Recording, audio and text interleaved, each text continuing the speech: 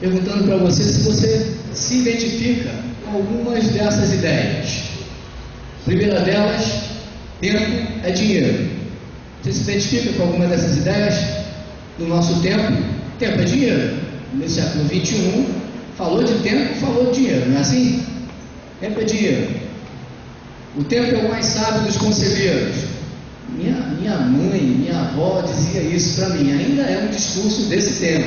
Século XXI ainda espera-se que o tempo, no sentido de te deixar pensar um pouquinho, depois a gente bota os nossos filhos de castigo, vai pensar. Então o tempo como sendo conselheiro, dialogando com você, ainda é muito utilizado em nosso tempo, século XXI. O tempo não para, isso é verdade? Não para. Infelizmente o tempo não para. Não pararia esse relógio agora. E a gente trabalharia aqui por bastante tempo, mas o tempo não para. Quando o futuro vira passado, é fácil ver o que tinha que ser feito. Já ouviu alguém te dizer assim: ah, se não falasse comigo eu sabia. Eu sabia resolver o problema, mas agora você já passou, já era. Então, quando o futuro vira passado, aí é fácil a gente olhar para o problema e falar: poxa vida, era só ter feito dessa forma que não teria tido nenhum problema. Uma outra expressão desse nosso tempo: o tempo cicatriza as feridas. A gente já ouviu isso, né? A gente que se machucou, não só fisicamente, mas também emocionalmente. A gente lembra de alguém dizer para nós: dá um tempinho, bota um remedinho, espera, daqui a pouco vai ficar bom. Fica a cicatriz, mas o tempo cicatriza as feridas. Uma outra fala do nosso tempo, e essa é boa, muito boa. É aquela assim: se eu pudesse voltar no tempo, sabendo os 6 números da Mega Sena, eu tinha ganho tranquilamente, né? Eu jogaria e ganharia. Essa é ótima, não é? Essa é ótima. Mas na verdade, o finalzinho dessas ideias que eu quero colocar no século XXI é: se eu pudesse voltar no tempo, eu faço essa pergunta para você. Se você tivesse controle do tempo e pudesse voltar no tempo, o que você faria? Certamente faria muita coisa diferente do que fez e faria muita coisa do que fez também. Repetiria, porque a gente fez coisas boas ao longo da vida, não foi assim? Mas as ruins, aquelas que a gente deu um tiro na água, a gente faria nova, a gente renovaria, faria diferente, porque o tempo estaria sob o nosso controle. Essa ideia, irmãos, do século XXI, está muito dentro do nosso modo de viver. Nós temos um grande desafio nesse tempo, é saber lidar com ele. O fator que nos leva a uma reflexão mais aprofundada, mais amadurecida, de certa forma constrangedora, é quando o tempo passa e eu reconheço que não o aproveitei da melhor forma. Porque, irmãos, o tempo passa. O tempo não espera. E aí eu lamentaria muito, e aí eu faço também minhas as palavras da música dos Titãs, Epitáfio, vocês conhecem? Eu faço minhas. Eu não quero essas palavras em minha lápide. Eu não quero dizer que eu devia ter amado mais, ter chorado mais, ter visto o sol nascer. Eu não quero dizer, mas é uma verdade, é uma possibilidade, devia ter arriscado mais, devia ter errado mais, ter feito o que eu queria fazer. Eu queria ter aceitado as pessoas como elas são. Já pensou? Depois do tempo de vida passar, eu lembrar e pensar, eu devia ter aceitado as pessoas como elas são. Cada um sabe a alegria e a dor que traz no coração. Devia ter complicado menos, trabalhado menos, ter visto o sol se pôr também, não só nascer, mas também se pôr. Devia ter me importado menos com problemas pequenos e ter, irmão, gastado a minha vida morrendo de amor. Pense em você, pense em você. Eu queria ter aceitado a vida exatamente como ela é, porque a cada um cabe a alegria e a tristeza que vier. Essa é uma proposta do Titãs, que é para ser refletida e pensada, porque estamos falando de tempo, e o tempo passa. No século XXI, irmãos, o tempo passa velozmente, certo? Segue, por favor. Eu quero pensar com você, já que o tempo passa velozmente, queria pensar com você sobre como é que nós faríamos então para resolver o problema que passa velozmente. Existe alguma solução? Na verdade, soluções definitivas não, e mágicas também não. mas existe uma proposta, uma possibilidade. E nessa possibilidade nós vamos trabalhar aqui um pouquinho para depois nós avançarmos, se nós conseguirmos compreender isso. Eu preciso, na pior das hipóteses, já que eu não tenho o controle do tempo passado e do tempo futuro, você também não, né? O controle do tempo passado e do futuro a gente não controla mais. Passou, já era. O que vem, não temos controle. Mas eu posso, irmãos, assumir o controle do tempo presente. Você e eu temos que assumir o controle do tempo presente. Deixa eu ver se funciona. Esse é o tempo. E aí, como fazer isso, irmãos? Existem alguns elementos fundamentais para assumir o controle do tempo presente. O tempo presente está recheado de elementos de ação. Olha só quantas ações existem no tempo presente. Vamos ver. Será que você se identifica? Vamos lá. Ser um profissional exemplar.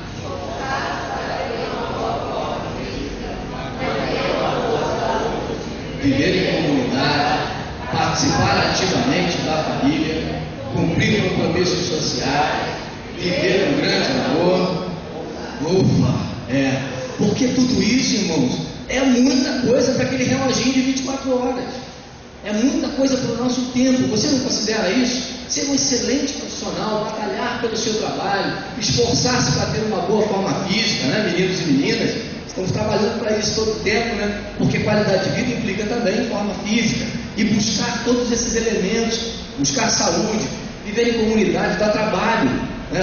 Estávamos orando eu e o Jefferson falando do privilégio de conviver comunitariamente em sua oração. Privilégio que Deus nos deu de estarmos juntos aqui hoje. Isso dá trabalho. Eu ouvi a irmã que dirigiu o louvor, falando assim: poxa, acordei de madrugada, estou aqui até agora, não tomei banho. Não tomou banho, mas ela não fez refeição, ela está super cansada, mas ela tem o privilégio de vir aqui. É um tempo difícil, irmãos, é um tempo difícil, um tempo importante da nossa vida, mas um tempo muito difícil. E o que nós podemos fazer para qualificar esse tempo, para controlar esse tempo presente? A proposta, irmãos, que se dá é chamada de disciplina. Disciplina. Essa é a proposta para controle do tempo presente. Sem disciplina, o tempo vai. O tempo vira passado e o futuro também virará passado, porque aproveitaremos muito pouco. É o nosso grande desafio. A disciplina, irmãos, está relacionada a duas questões: a responsabilidade e a organização. Nós aprendemos desde criança a sermos disciplinados. Papai e mamãe nos ensinou, titia nos ensinou a sermos disciplinados. E aí nós também sabemos que a disciplina exige dedicação, comprometimento, boas escolhas. Tudo isso, irmãos, porque o tempo para nós é extremamente importante. E o tempo passa muito rápido. Então eu sou chamado, e você também, no século XXI, a nos preparar para termos boas notas, para trabalharmos, para encontrarmos melhores conquistas salariais, emprego, para batalharmos por uma boa namorada, por um bom namorado, por uma excelente esposa, ou por um excelente esposo. O tempo vai nos dar condição de, com o controle desse tempo de hoje, né, esse tempo presente, trabalhar disciplinarmente essas nossas buscas e muitas outras buscas que o século XXI nos propõe. Isso é preciso para tanto eu e você. Se queremos controlar o tempo presente, vamos precisar trabalhar a nossa autodisciplina e as dificuldades que enfrentaremos. Você é disciplinado? Ou você é daquele que pega uma coisa aqui e larga pelo meio do caminho e vai fazer uma outra coisa? Se você está cumprindo uma tarefa, de repente passa uma mosca na sua frente e agora você presta atenção nela e a tarefa fica para daqui a meia hora. Irmãos, o tempo presente está sob seu controle. Como posso dizer que tudo é teu, se o tempo presente está sob meu controle, deveria estar sob meu controle, eu não cuido, eu não valorizo, eu não qualifico, eu não gasto adequadamente. Alguns estudiosos do tempo dizem que algumas pessoas usam uma forma de distração, porque até o lazer, irmãos, existe disciplina. Porque para você ter um lazer que te leve ao prazer, ao descanso ou à revigoração, você precisa planejar. Senão você vai para frente da televisão e foi-se o tempo. A TV leva o seu tempo. Quantas outras coisas levam o seu tempo? É o computador, são as tarefas que não são prioritárias. Você sabe organizar sua vida? Sua vida está organizada? Você planejou sua vida, seu dia de hoje? Quem planejou o dia de hoje? Quem cumpriu o que planejou? Bom, nossa, muito bom, muito bom. Quem já planejou o dia de amanhã?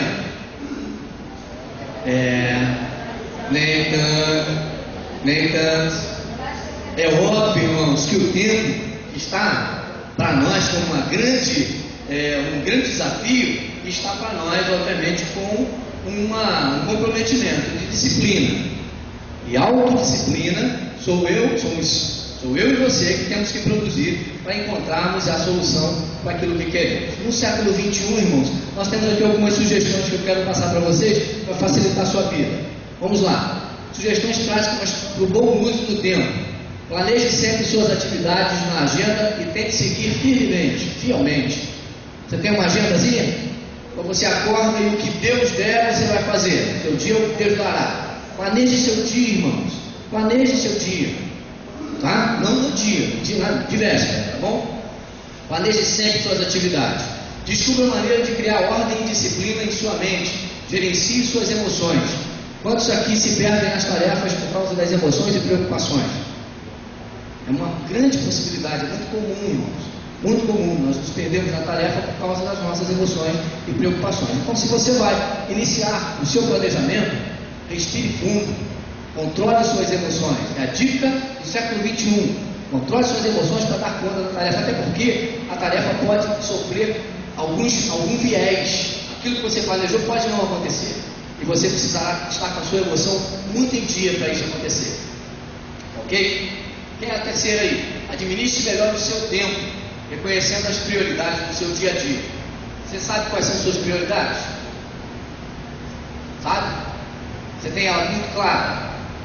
Ou a gente faz aquilo que acontece a cada minuto? Vamos nos provocando e a gente vai fazendo. Estabeleça prioridades. Quais são suas prioridades?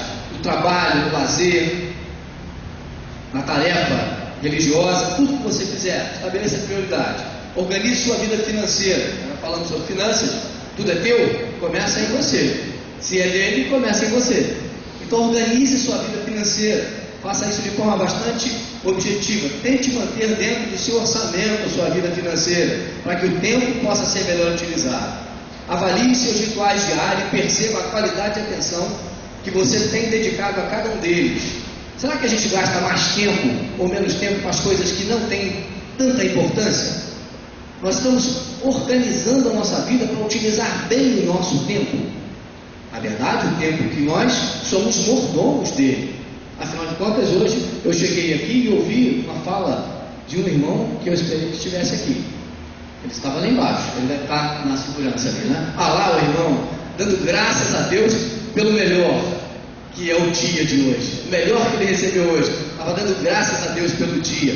Então, o tempo que Deus nos deu, vamos fazer isso de forma bastante, fazer com que esse seja um tempo de qualidade.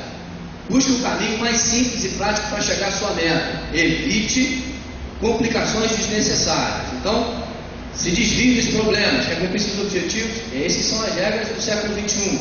Põe em prática aquele sonho. Se for a construção da casa, comece comprando a fechadura, dê o primeiro passo. Se estão pensando em comprar casa, carro, tem que começar a guardar os centavos. Tem que começar a separar no orçamento o dinheirinho, porque esse é o seu tempo.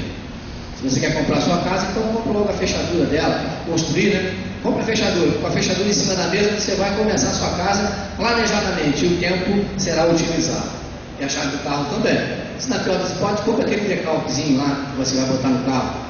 Não compra aquele assim, esse foi o senhor que me deu, não. Compra outro, qualquer. E coloca, já deixa lá na sua gaveta, porque o carro vai vir, né? A bênção de Deus vai chegar, você vai trabalhar, Deus vai te abençoar.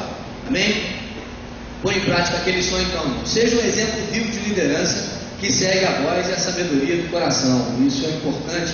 A gente vai chamar de inteligência emocional. As mulheres têm isso muito à flor da pele. Os homens não, os homens são mais dormentes nesse assunto. Mas as mulheres têm inteligência emocional. Elas conseguem perceber, sentir o cheiro das coisas que vão acontecer, ou que estão para acontecer, ou que já estão acontecendo, e elas têm um sentido especial. Eu desafio os homens a exercitar o seu lado feminino e fazer isso crescer, entendeu? Fazer essa inteligência emocional ser útil para a nossa vida, para a sua vida.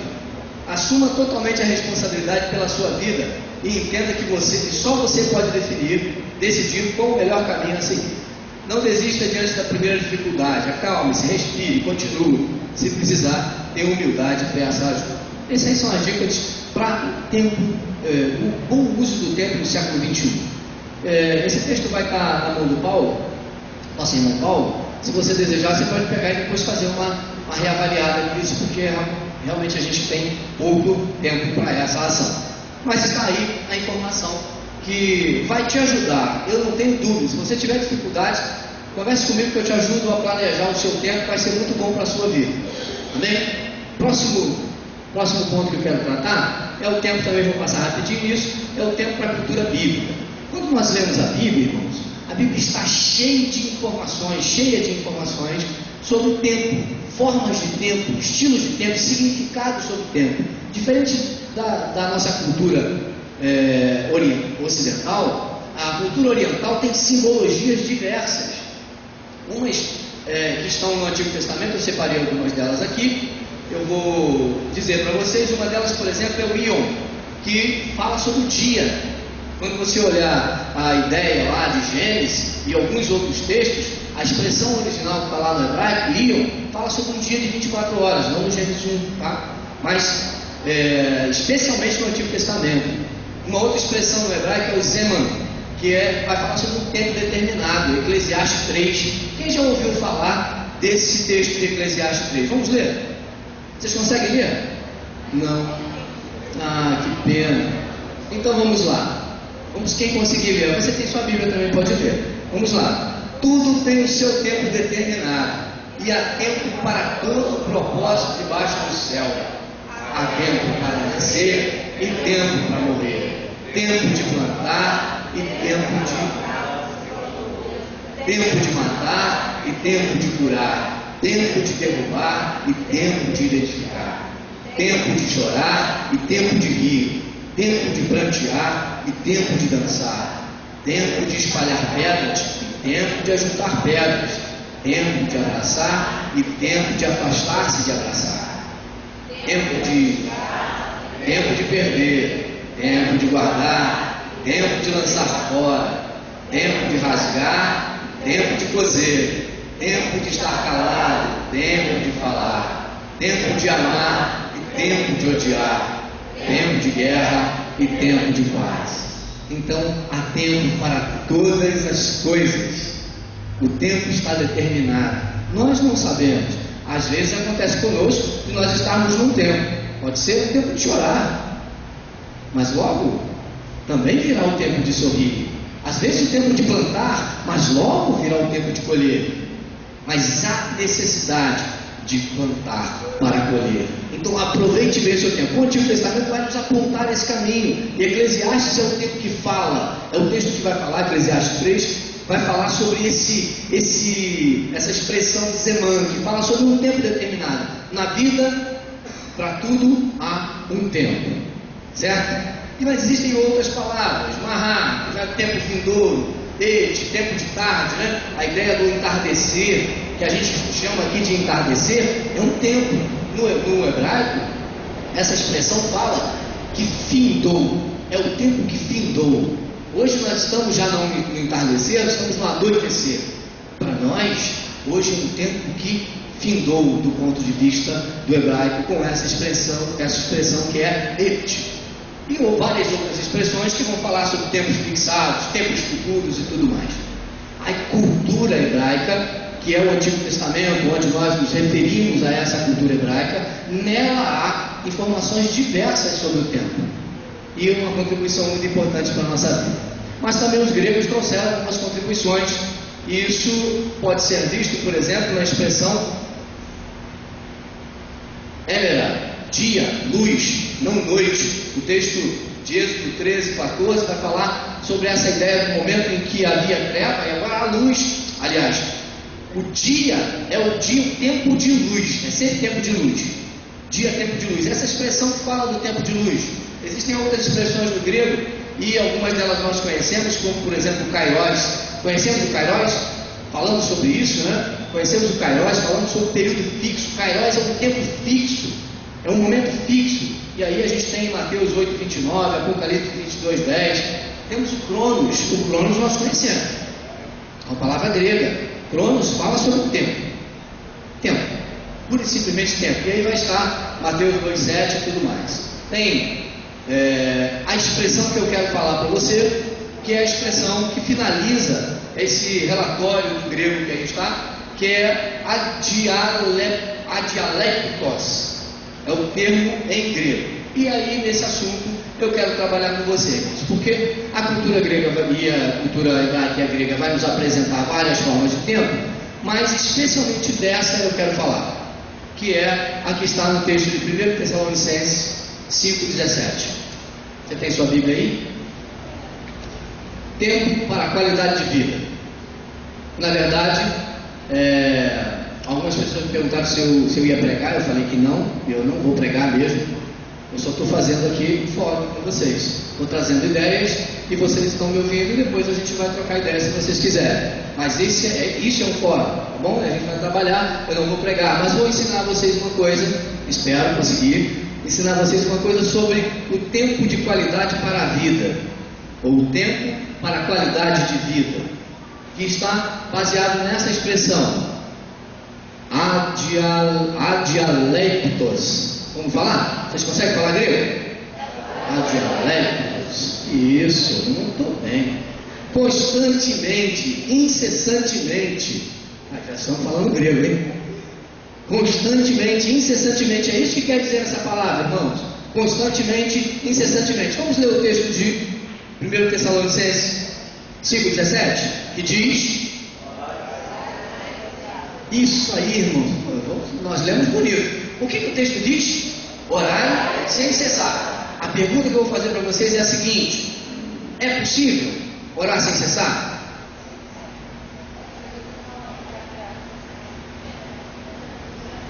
Nossa, tá bem. Opa, mas que interessante. Aí vai estar falando isso por fé, né? Mas agora a gente vai precisar compreender. Vocês estão orando agora? Não. Então, vocês estão vacilando com Pedro ou com Paulo, porque Paulo falou para orar sem cessar, não é? Paulo está sugerindo, está ensinando como fazer, ele está propondo isso, está propondo e vai ensinar. Obviamente ele afirma para nós uma necessidade de orar sem cessar. Nós pensamos que orar sem cessar tem a ver com alguma coisa de falar com Deus, e essa expressão orar, que aí vai nos dar agora a facilidade para compreender o que Paulo está sugerindo. O que você entende por orar, irmãos?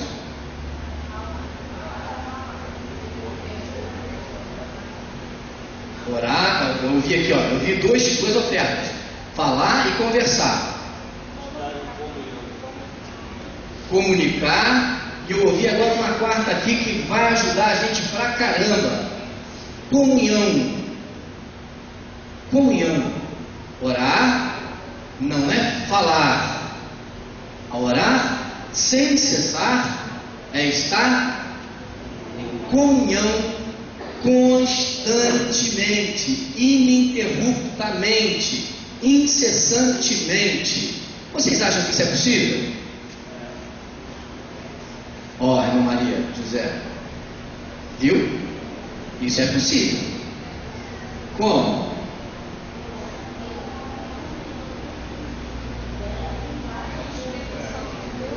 Então aí a gente tem essa agora descoberta de que o que o Paulo está dizendo para nós fazermos não é ficarmos de joelho de 24 horas por dia. Ele está dizendo para nós, e ele propõe, e ele nos ensina que nós devemos orar sem cessar, é continuamente em comunhão com Deus. Continuamente em comunhão com Deus. Isso se dá não porque eu vou fazer alguma coisa, irmãos. Essa que é a beleza. Paulo está falando de uma alta forma de ver a vida do indivíduo na relação com Deus. Não é eu de joelho todo o tempo, de jejum todo o tempo, orando, andando pela rua orando como se eu não tivesse muito sóbrio. É a ideia de que a minha comunhão com Deus precisa ser contínua. E aí a gente vai descobrir como isso pode acontecer. Você sabe como pode acontecer? você ter comunhão com Deus continuamente? Você tem ideia? Claro que você tem ideia. Você sabe. Como é que a gente pode ter comunhão contínua com Deus?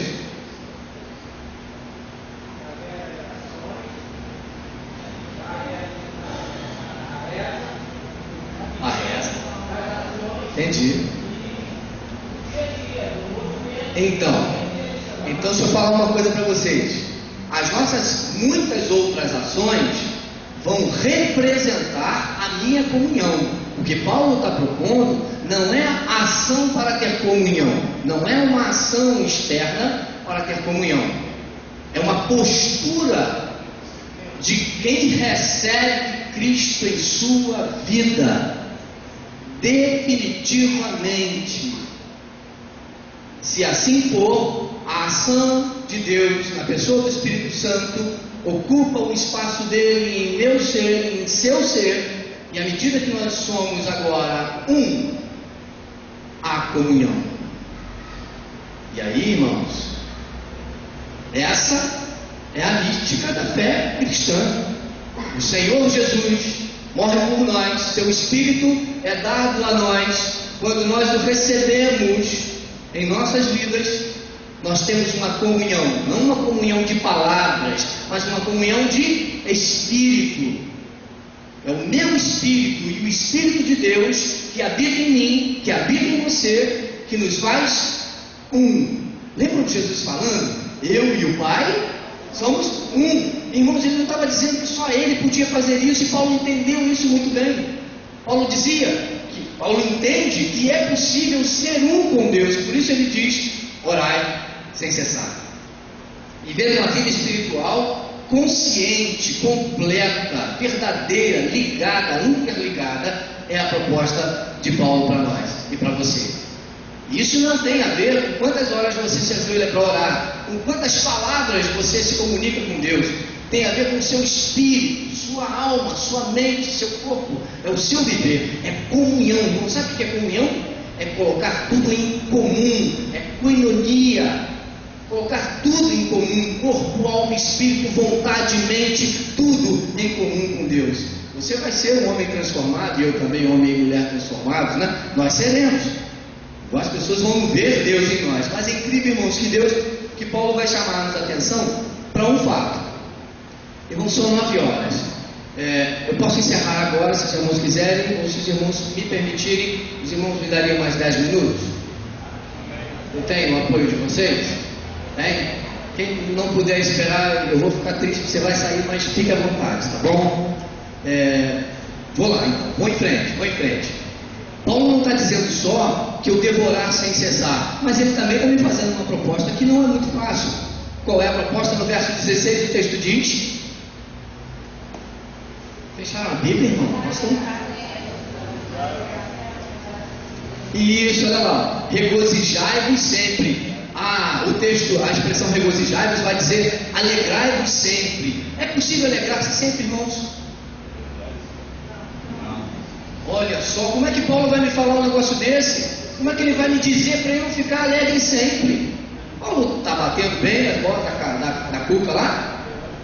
Vamos pensar. Porque como é que ele está me ensinando alguma coisa, me propondo isso como se verdade fosse na vida dele, e está no texto bíblico e não pode ser feito? Que estranho isso. Vou dizer para os irmãos que Paulo sabe muito bem o que ele está dizendo. Paulo sabe muito bem o que ele está dizendo quando ele diz alegrai-vos sempre. Ele está dizendo isso porque ele sabe que é possível. E eu vou dizer para vocês por que é possível. Já é possível. Mas eu quero também perguntar para vocês, já no verso 18 tem escrito lá? Até aí. É fácil, é possível dar graças em tudo, irmãos. É possível? A gente dá graça de boca ou a gente dá graça de coração? A gente devia, não é fácil não, irmãos. Quando as coisas apertam para o nosso lado, a gente adoece, perde uma pessoa da família, emprego, fica endividado, a gente dá graças em tudo, irmãos. A gente dá graças a Deus que agora meu chefe voltou. A gente dá graça em tudo mesmo. A gente tem que buscar e compreender o que Paulo está falando, vai para além desse nosso ambiente de viver, porque começa em nós. É possível, irmãos, dar graças em tudo. É possível. Parece loucura aos olhos de muitos de nós, mas é possível dar graça em tudo. E eu quero dizer para você por que é possível.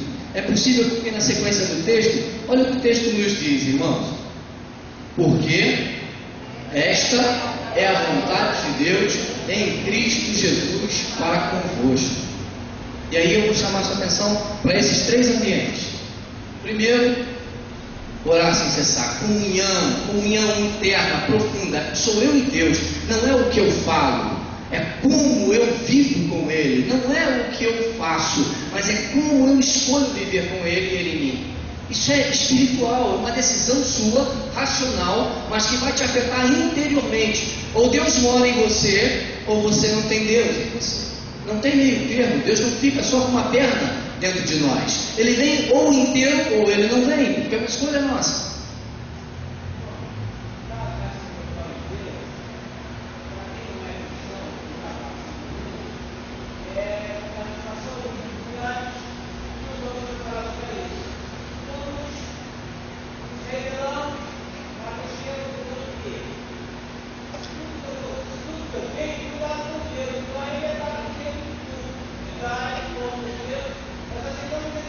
Muito bem.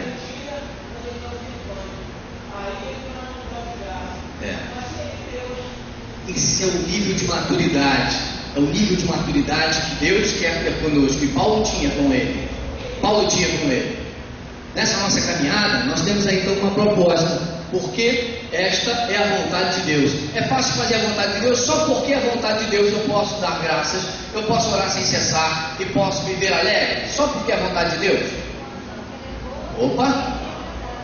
Olha só, não é suficiente a vontade de Deus, porque se fosse, Deus tem essa vontade para todo ser humano. E todo ser humano ora sem cessar, tem comunhão com Deus contínua. Todo ser humano dá graça a Deus por tudo que vive. Todo ser humano vive alegre com o Senhor? Não.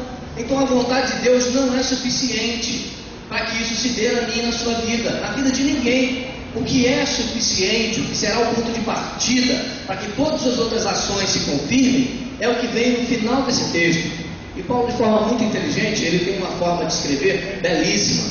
Ele vai dizer como todas as coisas que nós falamos até agora é possível. E o que está escrito lá? Em Cristo Jesus para convosco. Passa a próxima transparência, por favor. A próxima transparência, desculpa. Próximo slide. Quero lembrar você o seguinte: não há, irmãos, possibilidade alguma de nós vivermos em comunhão com Deus, agradecendo a Ele por tudo que é, porque Ele é o Senhor de todas as coisas, e vivendo felizes, alegres em tudo, em todo o tempo. Não há como fazer isso se não for em Cristo Jesus.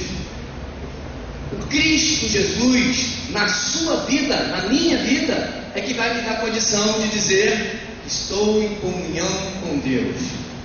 É o Cristo Jesus na sua vida, e Ele não invade você, Ele convida para entrar na sua vida, e não é uma ação religiosa, não é um texto bíblico que vai entrar na sua vida, não é um livro, não é um conhecimento qualquer, é uma ação espiritual, é místico, irmãos, é uma ação divina. É você que escolhe se relacionar com Deus e diz: mora em mim, vive em mim, tudo é teu em mim, tudo que há em mim é teu, inclusive o meu tempo. E aí eu estou dizendo para você que Paulo está me afirmando isso, e se estivermos em Cristo, na leitura inversa do texto que Paulo escreve, ele diz assim: olha, como é possível orar sem cessar, viver alegre continuamente e dar graças continuamente? Por que e como é possível? É assim, ó, Paulo escrevendo na posição inversa do texto, vai dizer: se estivermos em Cristo Jesus e Ele em nós, certamente a vontade de Deus ser único em nós nos proporcionará uma vida